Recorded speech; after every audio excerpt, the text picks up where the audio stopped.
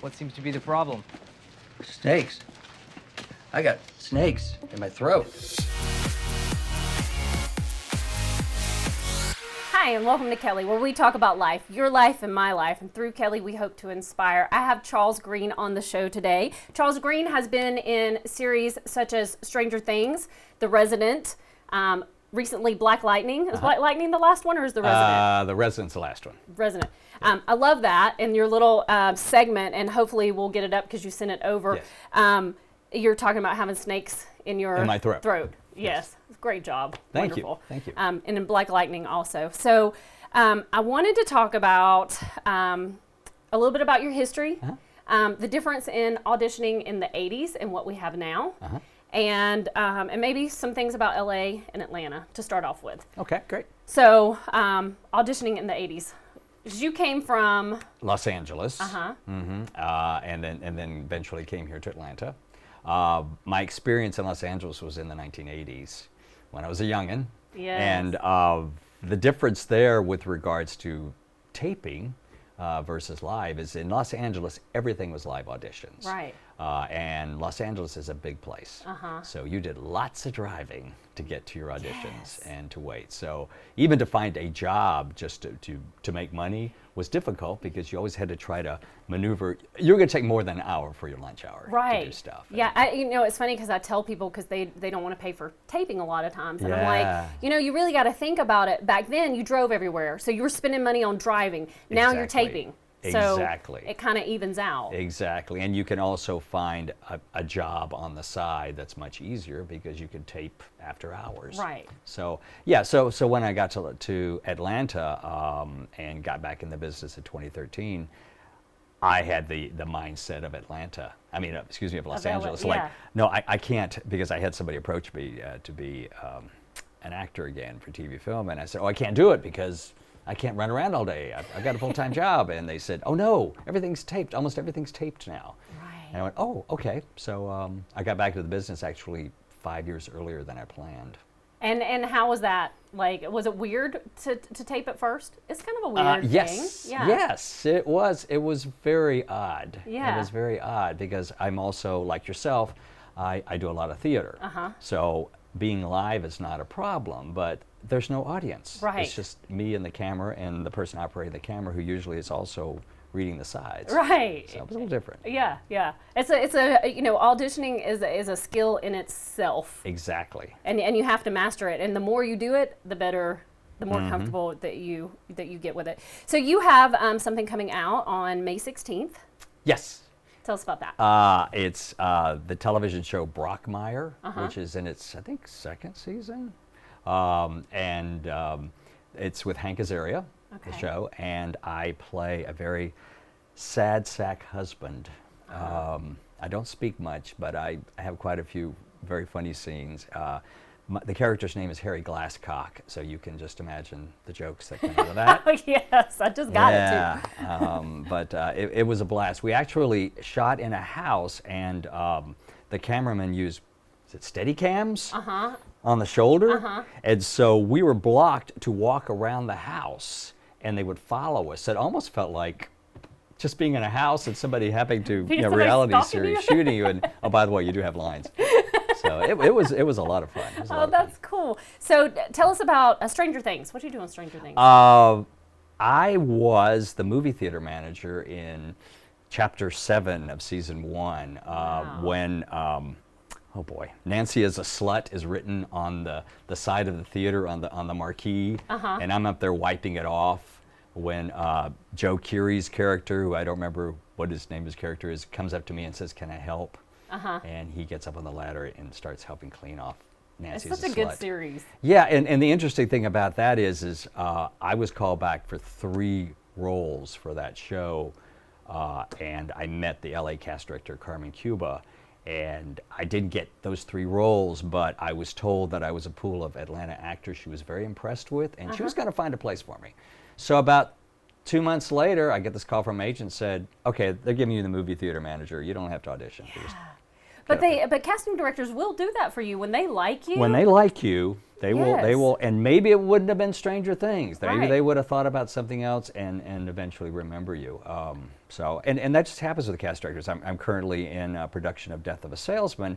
I just had some cast directors see it, and on my drive over here, guess who just got an audition for a film that they're shooting? So, you know, you got to just be seen. Right. Yeah. And Michael Cole is in. We had him on the show. Oh, and great. He's, Yeah, he's directing Death of a Salesman. He also has a very small part in it as well. yeah. Cool. The Resident. We talked about that. You had snakes in your throat. Yes. And then I have not seen Black Lightning. So tell me about this series. This is a DC. This Yeah, is based on DC. Based on DC Comics. Yes, it's about an African American superhero.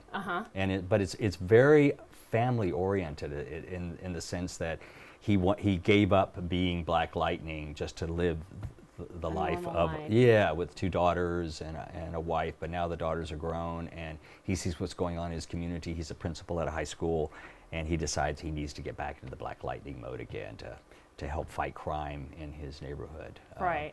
So I am this really just total opposite of the character in Resident, which is kind of sweet and innocent and delusional. Yes. Black Lightning's totally opposite. I'm this snarky attorney who he's trying to get information out of, and I'm like, oh yeah, right, I'm going to give that to you. And by the way, he and his daughter are in Obama and Michelle. Barack Obama and Michelle Obama face masks. Yes, as yes. they come into my place, but they don't want me to know who they are. And so I'm just really snarky, and then eventually he puts a ball of lightning in front of me, and like, okay, I'll give you. So do you have a certain process that you kind of take on with, like for me, I like to feel like I'm kind of breathing the character, you know, in, like I'm kind of filling up with the character. I know that's kind of weird. Yeah. But do you have a certain process or something that you? When I get the sides for the audition, of course, like every actor, you got to quickly skim and go, okay, where's all my lines? Okay, that's fine. I mean, I just can't get out of that. Yeah. But then I start reading it from top to bottom. Every single word, what's going on, where is it happening, where is it in the script? Right. And I read it as if it's a novel. Like we all read novels, and you use your imagination. Right. And you see things, and I start visualizing stuff, and then it gets to my part, and I read it, and then the second time I read it, I go, okay, I'm starting to see what the relationship with these people, and I start getting a feel for the character at that point. Right. Of what he or she might be like. And tell me why it's so important to read every word on that page, because you're getting sides, you're not getting the whole. Exactly. So why are those words so important? Well, they are. You need to Sherlock Holmes the character. I mean, the script. Because a lot of times you're right. You just have a piece of it. You don't know what's going on and what's going on afterwards. And there are even maybe some parts that are scratched out. Yes, Read those yes. too. But there are clues in there that the writer has given you about the character that you need to pick up on. And if you're lucky, my agent a lot of times, let's say there's 5 people up for 5 different roles, he will send us the sides to all 5 people. I read everybody else's character. I don't care if it's, Yes. 10-year-old girl. I read it because you never know, there might be something in that Yes. that's going to clue you into what your scene's about. Yes. The other thing I do is when he sends us the sides, he also sends who's the director, the producer, the writer. I look up all those people because you need to see what the director's directed before. That way you kind of know that director's style as well. Yeah. And that's so important, and a lot of people miss that. So thank you for that information. And another thing I will do is if I'll look up and see if any of those characters that I'm interfacing with are regulars, let's say on a TV show, or if it's a movie, if it's been recast. And I will either, if I don't know them, I'll go online like YouTube, I'll hear their voices, I'll see how they react. So in my mind, when I'm doing the audition, I see them, I can hear them. Right. So just anything that helps you create that environment. Yes. Because I hear that a lot from cast directors. They say, they're doing the lines well, but I'm not feeling the environment. Right. And if you see it in here, it's going to come out here. Yes, you have to, and an actor's imagination has to be so strong, especially in the auditioning process, because you don't get to use props, you don't get to use, Right. you're not in the environment. Exactly. So to be able to picture it, to smell it, to know where your things are, so important. I have a gift for you. You said chocolate, so I just Yes, I got did. you Whoa. a beer mug of chocolate. All and right. You get to take the glass home and Oh, everything. thank you. I'll put chocolate milk in it. Yes, please do.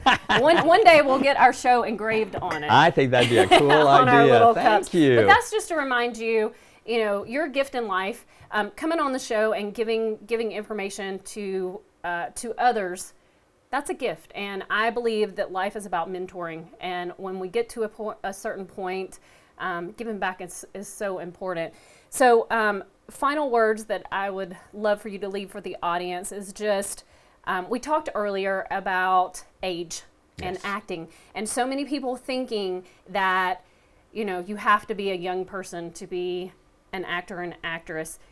Acting is about life, and they need older people as well as younger people. So if you have some advice, somebody who's sitting on their couch and they really want to do acting, but they feel like they've missed the boat, I just want you to talk to the audience for a second and give your heart. Well, I can tell you how I am as an actor in my 20s versus now is so much different, and I think so much better. I have so many more life experiences to call upon. I have so much more empathy and understanding for people, and that's something a lot of times you get with age. Yes. It's called wisdom. Yes. And I think as an older actor, you can use those experiences. So I don't think you are ever too old. And in fact, we didn't talk about this, but I did get out of the business for 23 years, so I came back in my late 50s. Right. And it has been so much more, it's just been a 360 from what happened in my 20s in Hollywood. So I would never, I'm so thankful that I said yes. Yes. And went back into the business. Let me at ask my you age. really quick, because you're talking about that, and I know we hit on the 80s and now the auditioning, but do you find that taping being able to tape at a taping service or at home or wherever you tape, is that mentally less trippy than walking into a room with hundreds of people? Hundreds of people. I don't know if I've ever walked Thousands around of hundreds people. Oh, you mean with like Yeah, theater? when you go on a live, the way in the 80s when you have to go on a live audition, and Yes. there would be just tons of people standing around waiting to audition. Yeah. We don't have to go through that. No. So I think it's a little less. Sometimes we forget that there's so much competition. Yes. And we're like, why aren't we booking? Why aren't we booking? Right. Well, really, all that competition is still there. We Right. just don't see it. We don't see it. Yes, there's stuff, but I just don't think about that. I think about it's difficult, but when you start thinking about get attached to the results, Right. that's when you get depressed and disappointed. Yes. You just need to concentrate on doing the best you can of that action, because there's so many things in life, and particularly in acting, they're out of your control Yes. as to who they're going to pick. They might go with a different ethnicity. They might go with a woman. Yeah. So you just have to do your best job. And like I think it was Bryan Cranston said, he says, when I learned that I'm in there just to do a job and not to get a job, that's when I started booking. Yes. Yes. Yes. And there's no reason walking around. We're doing this fun thing. There's no reason walking around depressed No. because we didn't. No, we didn't. no. The auditioning process is fun. Yeah, and it gives you a chance, also look at it, it gives you a chance to live somebody else's life, even for a brief moment. Exactly. Even in that audition. And if you do your homework right, you do a little bit of research. It might be a doctor you're doing. I've done a real KKK leader who's since died, and I had to find empathy for him. I had to Wow. understand his history, Wow. why he was the way he was. So it's also a great learning experience yeah, as well. Yeah. Take advantage well, of that. thank you so much, You're welcome. Charles, for being on the show. We appreciate it. Thanks for leaving a gift. Thank you Thank you guys. for your gift. You're welcome. Thank you guys. We hope that this segment inspired and educated you.